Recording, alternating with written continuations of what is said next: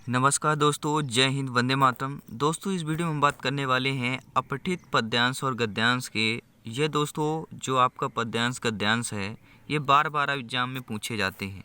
तो इस बार के एग्जाम में भी आपके बहुत ज़्यादा चांसेज है ये आपके गद्यांश और पद्यांश आने के। तो आइए देखते हैं। अभी तक हमने 6 पार्ट कंप्लीट के लिए 7वां पार्ट है। इसके पिछले पार्ट देखना है तो आप यहाँ पे कार्ड पे लिंक मिलेगा, आप लोग देख सकते हैं। दोस्तों, मैं आप सभी के साथ जायसवाल सर, आपके अपने यूट्यूब चैनल, शिक्षा जगत के चैनल, राष्ट्र हित में चैनल जायसवाल कोचिंग सेंटर पर स्वागत अभिनंदन करता हूँ। आइए यहाँ पे अपठित आपका पहले गद्यांश देखेंगे, फिर आपका पद्यांश से रिलेटेड प्रश्न देखेंगे। जो भी ग्रामर के ज़्यादातर प्रश्न आपके हिंदी ग्रामर यानी कि व्याकरण की बात करते हैं तो ज़्यादा प्रश्न आपके आते हैं। तो यहाँ पर देखेंगे गद्यांश में पढ़ेंगे।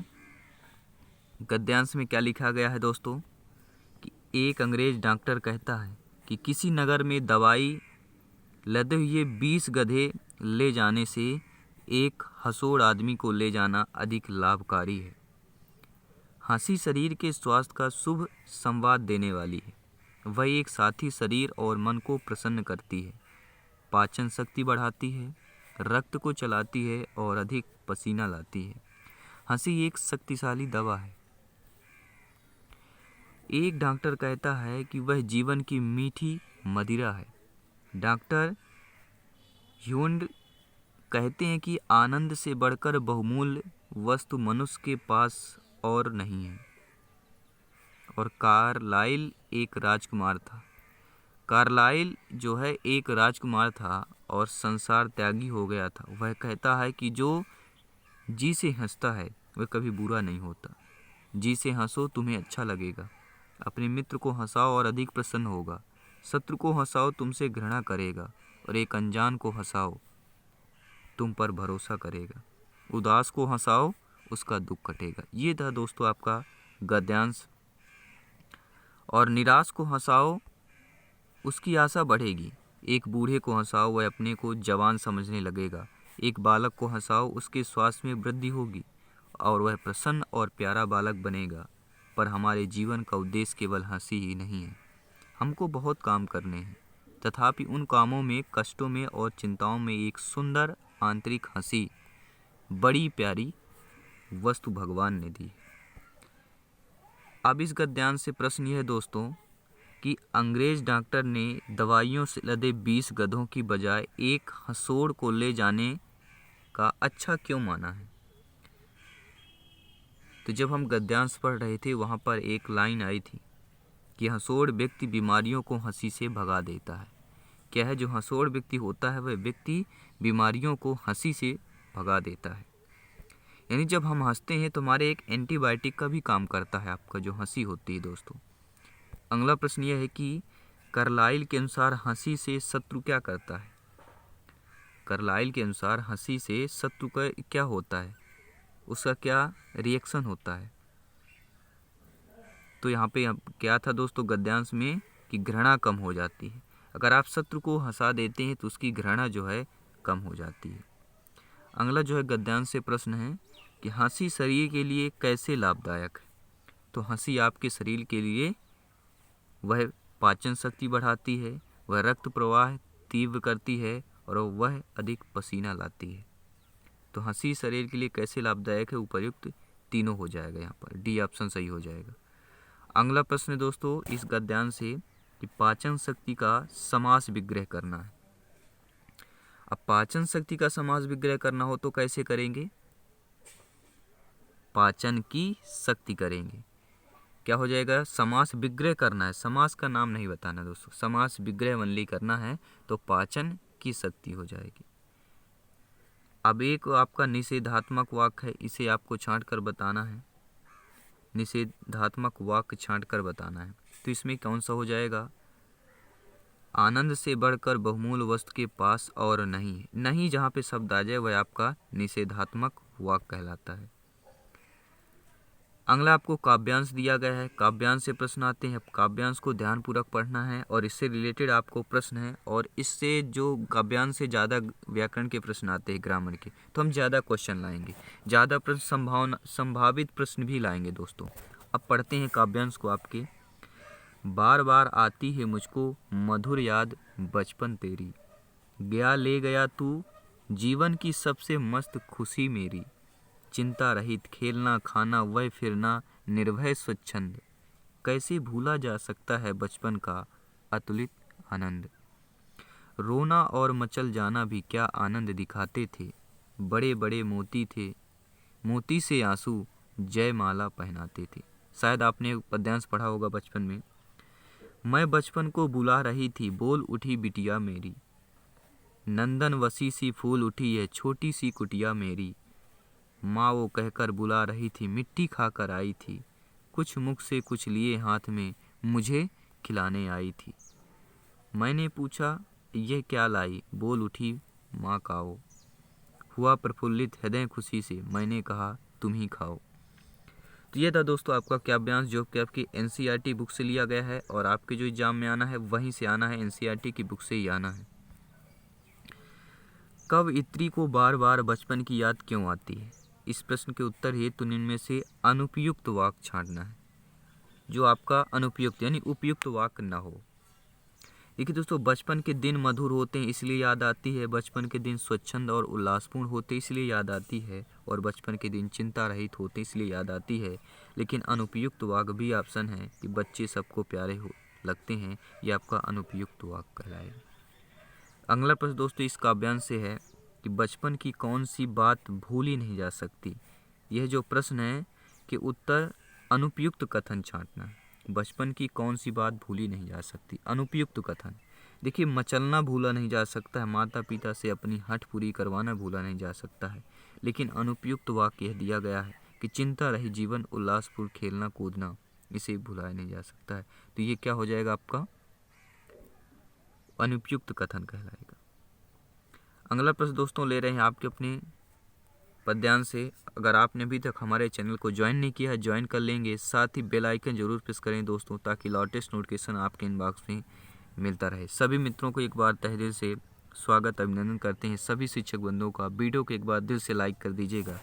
प्रश्न है आपका अगला कि नंदन वन का प्रयोग किसके लिए किया गया। जब काव्यांश में आया था नंदन वन, इसका प्रयोग जो है किसके लिए किया गया है। तो जब हम काव्यांश पढ़ रहे थे तो अपनी बिटिया के लिए।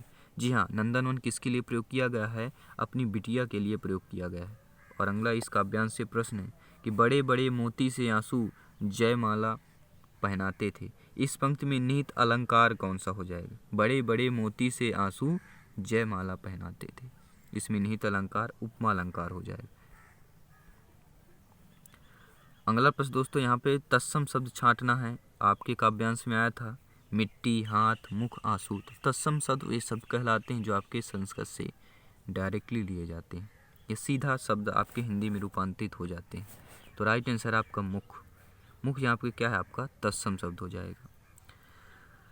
अगला प्रश्न दोस्तों है इस प्रकार के प्रश्न अब आपके आने लगे हैं एनसीईआरटी बुक से हैं कि 6 वाक्यांशों में से प्रथम और अंतिम निश्चित है, शेष उचित क्रम में व्यवस्थित करना है। यानी एक प्रकार से जैसे आपको मैथ में रीजनिंग होती है दोस्तों, वैसे यहाँ पर भी है कि 6 वाक्यांश है जिसमें पहला और अंतिम वाक्य जो है आपका सही दिया गया है, बीच के क्रम आपके अदले बदले गए हैं, इसलिए वो उसको क्रम सही करना है। और ये नीचे जो है ऑप्शन लिखे हुए हैं वह आपको बताना है।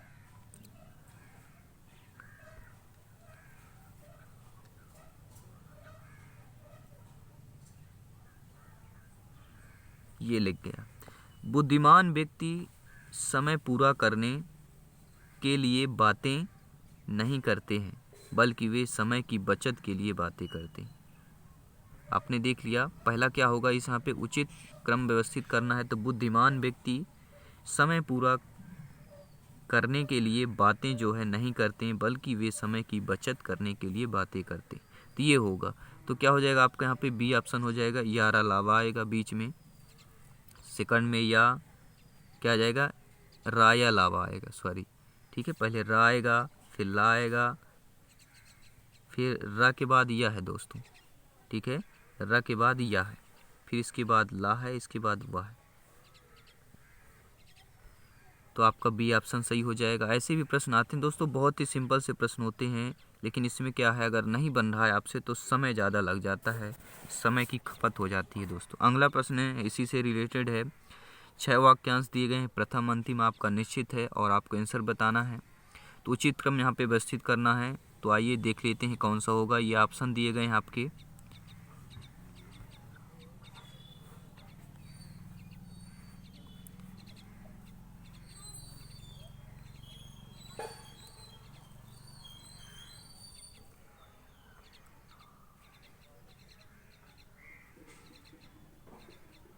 ये हमने व्यवस्थित कर लिया। आई होप आप लोग भी कर लिए होंगे अभी तक। प्राचीन परंपरा के अनुसार मणिपुर नृत्य में रास सारी रात होता है, जिसमें शहर के लोग एकत्र होकर रास का आनंद लेते। यह होगा इसका उचित, यानी कि क्रम में व्यवस्थित कर लिया गया है। यानी कि पहला ऑप्शन यहाँ पे सही हो जाएगा, ला या रावा आएगा बीच में। और अगला प्रश्न दोस्तों है, आपको इसमें बताना है कि विशेषण और विशेष के योग से कौन सा समास बनता है। यानी आपकी जो विशेषण और विशेष के योग से बनने वाला समास कौन सा है, तो वह समास है आपका कर्मधारय समास। विशेषण और विशेष के योग से बनता है आपका कर्मधारय समास। अगला दोस्तों प्रश्न है, किस पद में द्विग समास है। द्विग समास की पहचान है कि पहला पद संख्यावाचक होता है। जो भी पद आपका संख्यावाचक हो समझ लीजिए द्विग समास है। तो यहाँ पे कौन सा पद है आपका, पंचवटी। आपका यहाँ पे क्या हो जाएगा, द्विग समास हो जाएगा। और द्वंद्व समास कहाँ होता है, जहाँ आपके दोनों पद प्रधान होते हैं। अगला प्रश्न दोस्तों यह है, देहलता में समास है। अब देहलता में क्या समास हो जाएगा, तो यहाँ पर हो जाएगा कर्मधारय। क्या हो जाएगा, कर्मधारय समास हो जाएगा। क्योंकि हमने पीछे पढ़ा था, क्या पढ़ा, विशेषण और विशेष के योग से जो बनता है वह कर्मधारय समास है। अगला प्रश्न दोस्तों स्क्रीन पर है। प्रश्न क्या है, त्रिलोचन में समास होगा। त्रिलोचन में क्या समास हो जाएगा, तो यहाँ पर आपका बहुब्रीहि समास हो जाएगा। क्या हो जाएगा दोस्तों, बहुब्रीहि समास हो जाएगा त्रिलोचन में। अगला प्रश्न आपके इस काव्यांश से रिलेटेड है कि रिक्त स्थान को सही मुहावरे से भरना है। मंत्री बनने के बाद मोहन का दिमाग गया, कहाँ गया, आसमान से उत्तर, आसमान पर चढ़ गया, आसमान से गिर गया, आकाश में सवार गया। तो ये जो मुहावरे को रिक्त स्थान है उसको सही भरना है। मंत्री बनने के बाद मोहन का दिमाग जो है दोस्तों आसमान पर चढ़ गया, क्योंकि वह मंत्री बन गया, इसलिए उसका दिमाग जो है आसमान पर चढ़ गया। ये मुहावरा हो जाएगा पूरा। अगला जो है आपका मुहावरा ही है और सही विकल्प चुनना है कि मुहावरा किसे कहते हैं। परिभाषा पूछ लिया गया, तो मुहावरा किसे कहते हैं, ऐसे शब्द या वाक्यांश जो सामान्य से अलग किसी विशेष अर्थ का बोध कराएं। ऐसे शब्द या वाक्यांश जो सामान्य से अलग किसी विशेष अर्थ का बोध कराएं, वह आपके मुहावरा कहलाता है। अगला प्रश्न है दोस्तों, निम्न शब्द युग्म के सही अर्थ भेद का चयन करना है। सही अर्थ भेद जिस के ऑप्शन पर हो, जिस विकल्प पर आपका शब्द जो है युग्म के सही अर्थ भेद भी दिए हो, तो आपका राइट आंसर हो जाएगा शीतल और धूप। शीतल मतलब ठंडा, धूप यानी गर्म, सभी लोग जानते हैं। शीतल धूप क्या है, ये अर्थभेद चयन करते हैं। आग धूप तो सेम हो जाएंगे, शीतल आग दिया इनमें, लेकिन सही अर्थभेद जो बात है शीतल और धूप ही होगा। अगला प्रश्न है कि शब्द युग्म के सही अर्थभेद का चयन करना है। मणि और मणि, मणि और मणि दे दिया गया, इसका सही अर्थ क्या हो जाएगा, तो हो जाएगा रत्न और सांप। ये जो मणि है ये एक रत्न कहलाएगी, जो ये मणि है बड़ी ड़ी, अगर बड़ी की मात्रा लग जाती तो वह सांप की मणि कहला जाती है। अगला प्रश्न दोस्तों पूछा जा रहा है आपकी स्क्रीन पर है। सभी प्यारे मेरे शिक्षक बंधु एक बार दिल से वीडियो को लाइक कर देंगे और दोस्तों में भी शेयर कर सकते हैं। प्रश्न है कि एक तवे की रोटी क्या छोटी क्या मोटी, लोकोक्ति का सही अर्थ क्या होगा। एक तवे की रोटी क्या छोटी क्या मोटी, तो सही लोकोक्ति हो जाएगा एक परिवार के सभी सदस्य एक समान होते हैं। एक तवे की रोटी यानी एक परिवार, क्या छोटी क्या मोटी मतलब सभी एक समान है। अगला प्रश्न है, मुंह से निकली बात गुप्त नहीं रहती, वाक्यांश के अर्थ के लिए उपयुक्त लोकोक्ति होगा। मुंह से निकली बात गुप्त नहीं रहती, तो यहाँ पे राइट आंसर हो जाएगा ओंठों से निकली कोठों पे चढ़ी। ओंठों से निकली कोठों पे चढ़ी, यह हो जाएगा मुंह से निकली बात गुप्त नहीं रहती है। अब आते हैं दोस्तों संधि से भी प्रश्न आता है आपका, तो स्वर संधि का उदाहरण बता देना आपको कौन सा होगा। अन्वेषण, जगन्नाथ, उद्गम, निर्यात। स्वर संधि का उदाहरण देखिए जगत धननाथ, ये तो आपका विसर्ग संधि हो जाएगा, तो स्वर संधि होगा अन्वेषण। अन्वेषण स्वर संधि का उदाहरण हो जाएगा। उद्गम में उत्धनगम, उद्गम होगा, इसमें भी है। तो आपका ये जो अन्वेषण है ये स्वर संधि का उदाहरण हो जाएगा। अगला है लोकोक्ति में कौन सी संधि होगी। जो लोकोक्ति होती है इसमें कौन सी संधि होगी, तो ये आपका गुण स्वर संधि हो जाएगा।